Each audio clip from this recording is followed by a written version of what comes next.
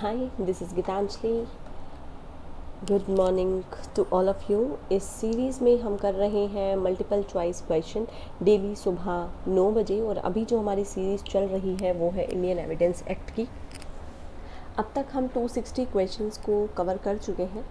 Further continue करेंगे 261 से। और इस वीडियो को आगे स्टार्ट करने से पहले मैं आपको बताना चाहूँगी कि अगर आप हमारे paid courses, paid legal services के बारे में जानना चाहते हैं या आप मेरे साथ किसी सब्जेक्ट के लिए इंटरेक्टिव सेशंस बुक करना चाहते हैं तो आप नीचे दिए गए नंबर्स पर कांटेक्ट कर सकते हैं। तो चलिए बिना टाइम वेस्ट किए हुए स्टार्ट करते हैं क्वेश्चन नंबर 261 से। क्वेश्चन है, which section of the evidence act was amended bye criminal law amendment act 2005। कौन सा सेक्शन अमेंड हुआ था? तो यहाँ पर आंसर होगा option number A, section number 154। Next question number 262, what essential changes was made in section 154। अब ये कहते हैं, ऊपर क्वेश्चन इन्होंने पूछ लिया कि अमेंडमेंट कौन से सेक्शन में हुई, आप कहते हैं क्या अमेंडमेंट हुई है यहाँ पे। ठीक है, तो मैं आपको डायरेक्ट आंसर ही बता देती हूँ। आंसर होगा ऑप्शन नंबर बी, यानी कि the party is entitled to rely on any part of evidence of the witness to whom he has called to put any question to him which might be put in cross examination by the adverse party. देखिए 154 हमारा hostile witness है, और hostile witness की definition ही यहाँ पर दी गई है। ठीक है। 263, a confession to be inadmissible under section 25 of evidence act. तो इसके लिए नीचे दिए गए ऑप्शन में से क्या ऑप्शन करेक्ट होगा? ये क्या कहते हैं, कन्फेशन टू बी इनएडमिसिबल। कब कन्फेशन इनएडमिसिबल होगा? फर्स्ट ऑप्शन है, must relate to same crime for which offender is charged, may relate to same crime for which the offender is charged.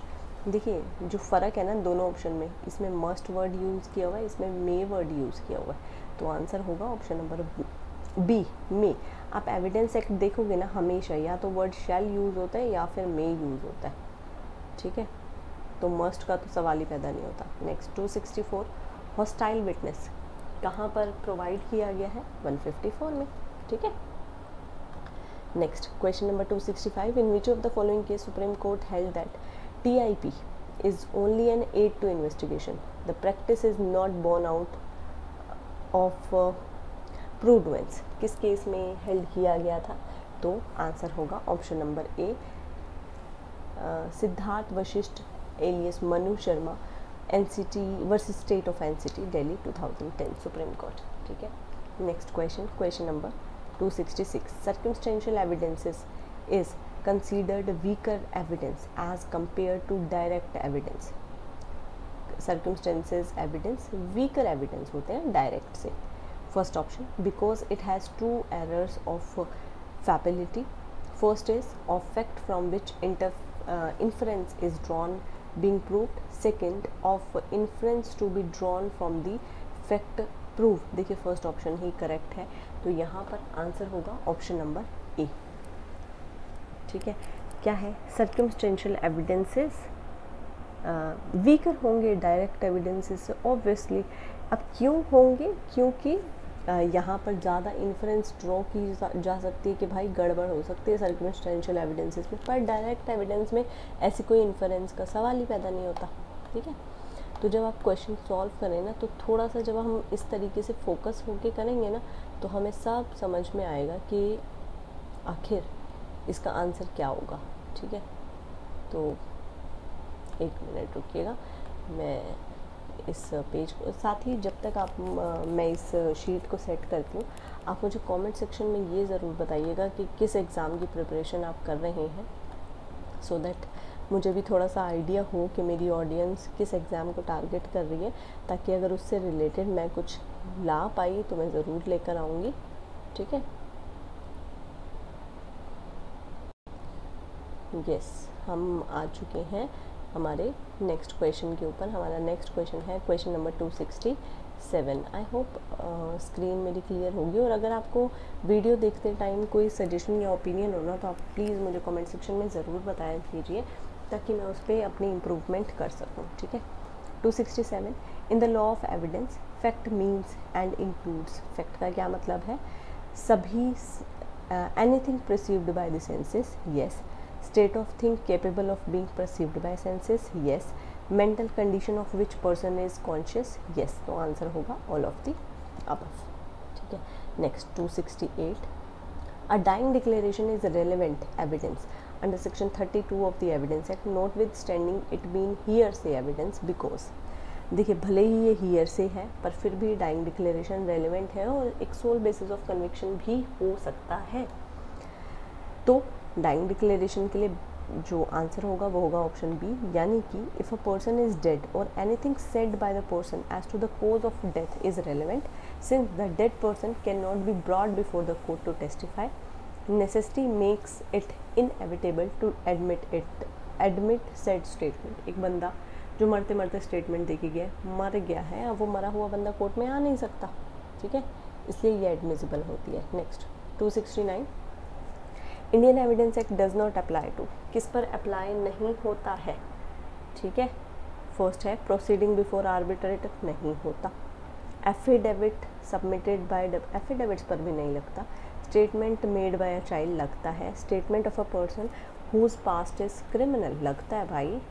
तो answer होगा, इन्होंने बोला डज नॉट अप्लाई, तो 1 और 2 पे अप्लाई नहीं होता, ऑप्शन नंबर सी, ठीक है। नेक्स्ट क्वेश्चन नंबर 270, क्वेश्चन है the question is whether a murder of X was committed by Y, the fact that Y produced an admission slip of hospital indicating dislocation of his hip bone during the period of alleged murder, which one of the following is correct। वो कह रहा है मैं कर ही नहीं सकता था क्योंकि मेरी हिप बोन डिसलोकेट हो गई थी। 6 में सेम ट्रांजैक्शन है, नहीं। 9 में TIP है, आइडेंटिफिकेशन है, नहीं। 10 में हमारा आ जाता है वो क्या बोलते हैं आपका, वो 2 लोगों से मिलकर जो होता है, ठीक है, कॉन्स्पिरेसी, यस, ठीक है। उसके बाद तो ये क्या हो गया कि ये उस इंसिडेंट पर आ ही नहीं सकता था, यानी एलिबी ले रहा है वो प्ली, भाई मेरी कमर टूटी हुई थी, मैं कैसे ये ऑफेंस कर दूंगा, ठीक है। Next question number 271, the rigour of conclusive presumption of legitimacy under 112 of Indian evidence Act can only be rebutted by, कैसे रिबटल हो सकता है इसका। DNA टेस्टिंग नहीं हो सकती। नॉन एक्सेस ऑफ पार्टीज, ये इसका बेस्ट ऑप्शन होगा। आगे पढ़ लेते हैं। The fact that wife was observing the menstrual period, no. The fact that wife had undergone tubotomy recently, नहीं। तो आंसर होगा ऑप्शन नंबर बी, ठीक है। Next 272, in which of the following cases the Supreme Court of India said that it is not absolute rule of law that dying declaration must be corroborated by other evidence before it can be acted upon, यानी बिना corroboration के भी sole basis of conviction हो सकता है। किस case में कहा गया था? Kushal Rao versus state of Bombay. Next question, question number 273, according to Indian evidence Act a fact is said to be not proved, कब?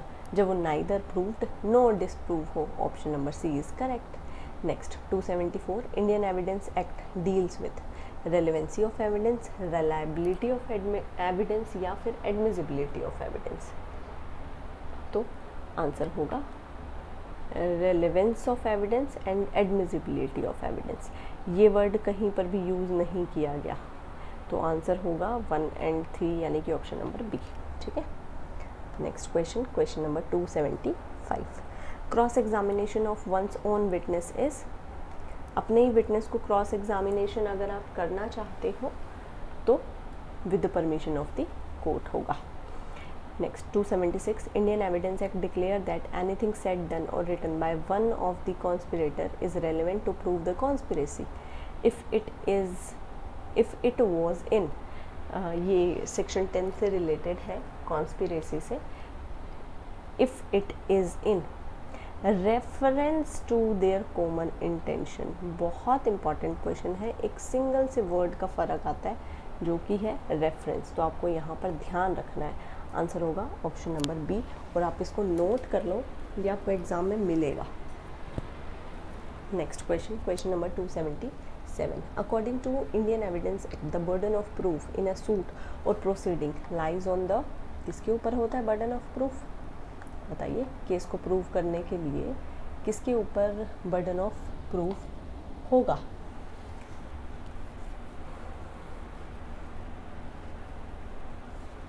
बर्डन ऑफ प्रूफ उसके ऊपर होगा जो केस को हार रहा है, ठीक है, जो हार रहा है वो अपनी तरफ से एविडेंस ले आए। Next 278 oral account of content of document bye a person who has seen it is क्या होगा?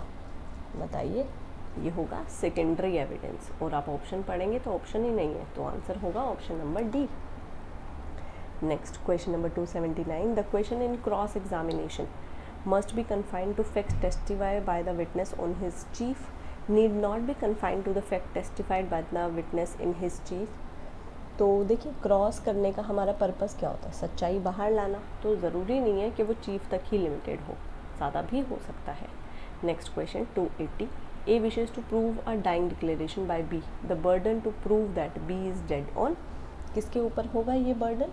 ये बर्डन होगा ए के ऊपर, क्योंकि वो प्रूव करना चाहता है, ठीक है। तो आंसर होगा ऑप्शन नंबर डी। तो यहाँ पर हमने कवर कर लिए हैं 20 क्वेश्चन। आई होप ये सीरीज़ आप सभी के लिए हेल्पफुल होगी। अगर आपका कोई सजेशन या ओपिनियन हो तो आप मुझे कमेंट सेक्शन में बता सकते हैं। आज के लिए बस इतना ही, मिलते हैं कल सुबह 9 बजे।